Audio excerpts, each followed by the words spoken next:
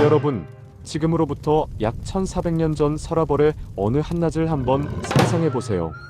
신라의 상징인 남산 꼭대기에서 시커먼 연기가 솟구쳐 오릅니다. 그런데 그 불길 앞에 서 있는 사람들의 표정이 심상치 않아요. 당시 신라의 최고 실력자 중 한 명이었던 김유신이 자신의 친동생인 문희를 장작더미 위에 세워두고 불을 붙이려 하고 있습니다. 죄목은 혼전 임신.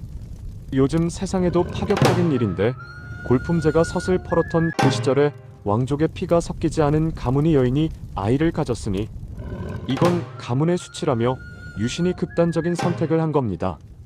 하지만 여러분, 이게 정말 동생을 죽이려는 진심이었을까요? 사실 이건 김유신이 던진 거대한 도박이자 고도로 계산된 쇼였습니다. 멀리서 이 연기를 바라보며 가슴이 철렁 내려앉은 한 남자가 있었거든요. 바로 훗날 태종 무열왕이 되는 김춘추입니다. 유신은 춘추가 자기 동생과 깊은 사이라는 걸 이미 알고 있었고, 그를 확실히 자기 가문의 사위로 만들기 위해 공개 처형이라는 충격적인 카드를 꺼내든 것이죠.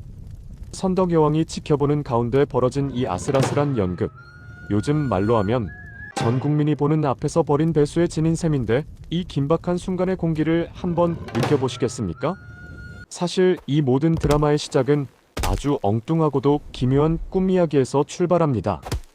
문희의 언니였던 보이가 어느 날 아주 황당한 꿈을 꾸게 되죠. 서라벌의 서산에 올라가 오줌을 누웠는데 그 오줌이 얼마나 엄청났던지 서라벌 시내가 온통 잠겨버렸다는 거예요. 지금 들으면 에이, 그게 뭐야? 아시겠지만 당시 사람들에게 꿈은 하늘의 계시였습니다. 보이는 꿈을 깨고 나서 너무 부끄러워 어쩔 줄 몰라 했는데 동생 문희는 직감적으로 이게 보통 꿈이 아니라는 걸 알았습니다. 언니, 그 꿈 나한테 팔지 않을래? 문희는 비단 치마 한 벌을 값으로 치르고 그 꿈을 삽니다. 요즘으로 치면 수십억 원 가치에 당첨된 로또 복권을 단돈 몇만 원에 산 것이나 다름없죠. 여러분, 이게 단순한 우연일까요? 아니면 언니보다 훨씬 야망이 컸던 문희의 선택이었을까요? 이 꿈을 사고 난 뒤 마치 기다렸다는 듯이 김춘추가 그들의 집으로 찾아오게 됩니다. 운명이라는 수레바퀴가 아주 세차게 굴러가기 시작한 순간이었습니다. 김유신과 김춘추는 평소 축구, 그러니까 요즘의 축구 같은 운동을 즐기던 절친한 사이였습니다. 어느 날 유신은 작심한 듯 춘추의 발을 걸어 넘어뜨립니다. 그러면서 자연스럽게 춘추의 옷자락을 찢어버리죠. 아이고, 미안하네 친구. 어서 우리 집으로 들어가서 옷을 꿰매세나. 이건 누가 봐도 의도적인 연출이었지만 춘추는 아무 의심 없이 유신의 집으로 발을 들입니다. 유신은 처음엔 큰딸인 보이에게 옷을 꿰매라고 시켰지만 보이는 웬일인지 거절합니다. 이때 기다렸다는 듯 등장한 인물이 바로 꿈을 샀던 문희였습니다. 떨리는 손으로 춘추의 옷자락을 꿰매는 문희, 그리고 그녀의 단아한 모습에 마음을 빼앗겨버린 춘추. 두 사람의 시선이 마주치는 그 찰나의 순간 신라의 역사가 바뀌었습니다. 당시 춘추는 이미 아내와 자식이 있는 유부남이었지만 문희의 매력과 유신의 치밀한 전략은 그 모든 제약을 뛰어넘게 만들었죠. 사랑과 야망이 한데 뒤섞인 이 은밀한 옷 꿰매기 현장, 그 설렘이 여러분께도 전달되나요? 사랑 이야기에 젖어있던 춘추에게 인생을 송두리째 바꾼 충격적인 사건이 터집니다. 바로 대야성 전투입니다. 춘추가 가장 아끼던 딸 고타소와 사위 품석이 백제군에게 무참히 살해당했다는 소식이 전해진 것이죠. 당시 춘추의 반응은 기록에 아주 생생하게 남아 있습니다. 기둥에 몸을 기댄 채 하루 종일 눈 한 번 깜빡이지 않고 앞에 사람이 지나가도 알아보지 못할 정도로 넋을 잃었다고 해요. 자식을 잃은 부모의 마음이 오죽했을까요? 백제를 멸망시키지 못하면 나는 살 이유가 없다. 이 처절한 슬픔은 춘추를 단순한 귀족에서 냉혹한 복수귀이자 외교의 천재로 각성시킵니다.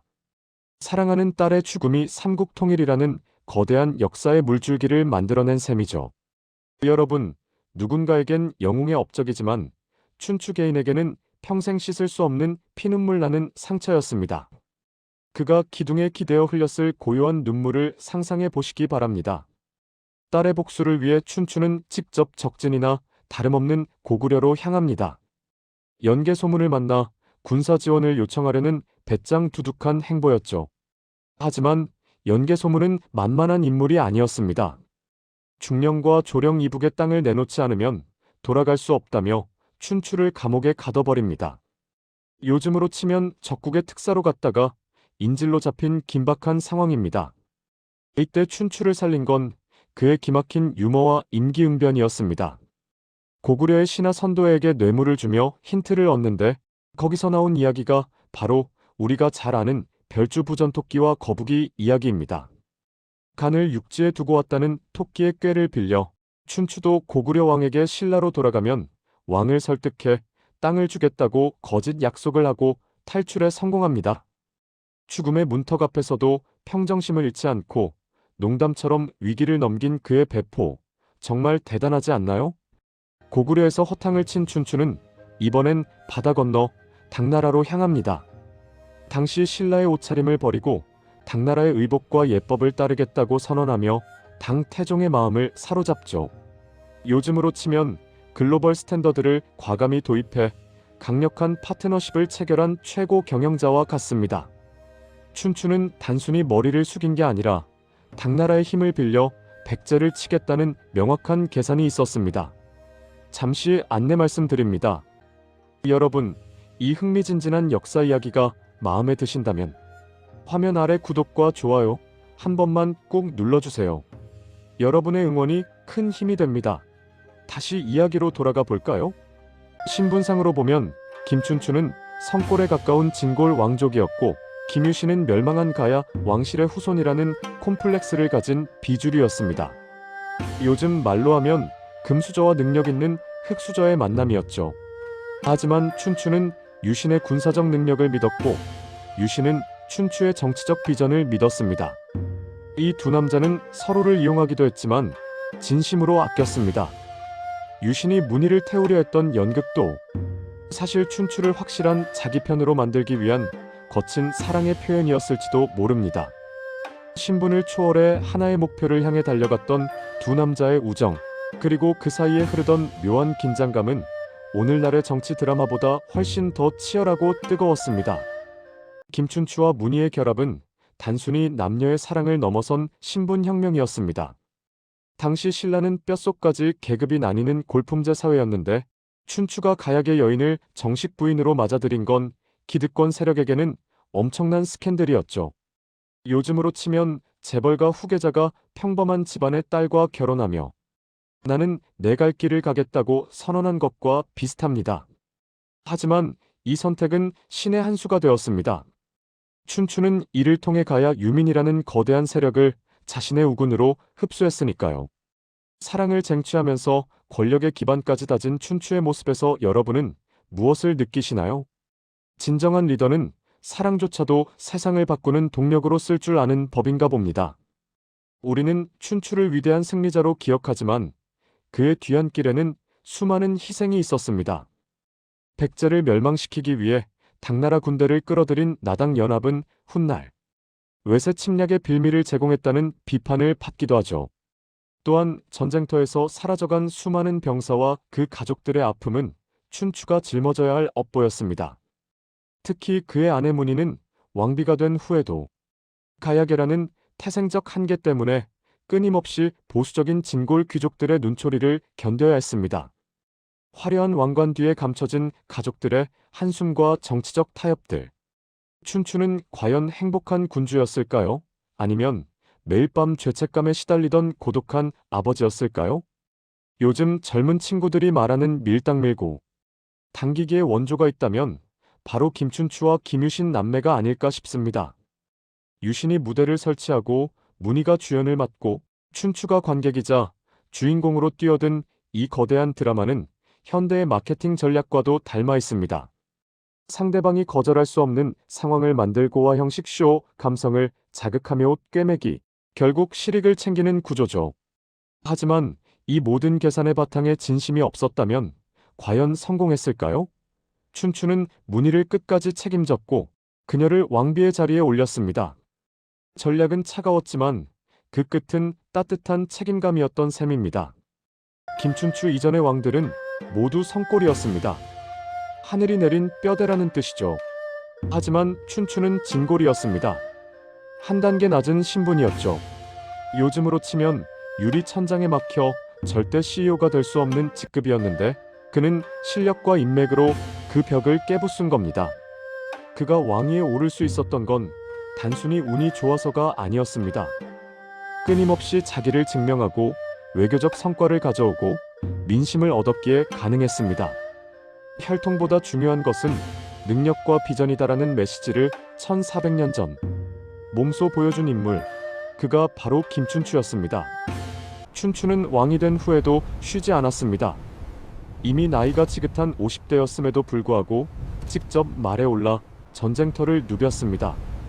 백제의 마지막 숨통을 조이기 위해 황산벌로 군대를 보낼 때 그의 마음은 어땠을까요? 20년 전 기둥에 기대어 울던 그 아버지는 이제 나라의 운명을 짊어진 군주가 되어 있었습니다. 결국 백제를 멸망시키고 삼국 통일의 기초를 다졌지만 그는 통일의 완성을 보지 못한 채 눈을 감습니다. 내 딸의 복수는 끝났으나 백성의 평화는 이제 시작이다. 아마 이런 말을 남기지 않았을까요? 끝까지 포기하지 않았던 한 남자의 집념이 한반도의 지도를 새로 그렸습니다. 이제야 그의 어린 시절 이야기를 좀 해볼까 합니다. 춘추는 신라 25대 진지왕의 손자였습니다. 하지만 진지왕은 폐위당한 왕이었죠. 즉, 춘추는 왕족이긴 했지만 정치적으로는 아주 위태로운 몰락한 왕가의 자손이었습니다.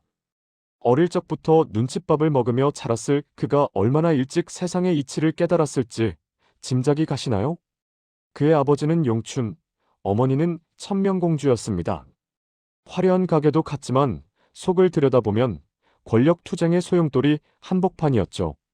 이런 배경이 그를 신중하고 때로는 냉철한 현실주의자로 만들었을 겁니다. 고난이 사람을 만든다는 말, 김춘추를 두고 하는 말 같습니다.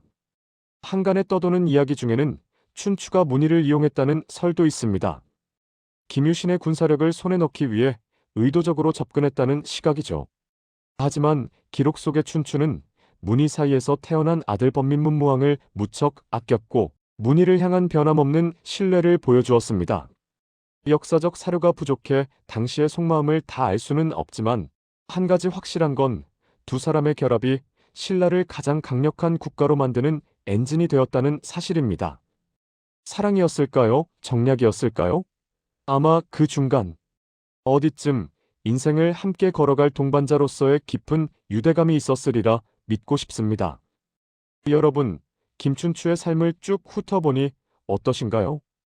뜨거운 사랑꾼이었다가 딸을 잃고 오열하는 아버지였다가 목숨 걸고 외교판을 누비는 승부사까지. 참으로 파란만장한 인생이죠.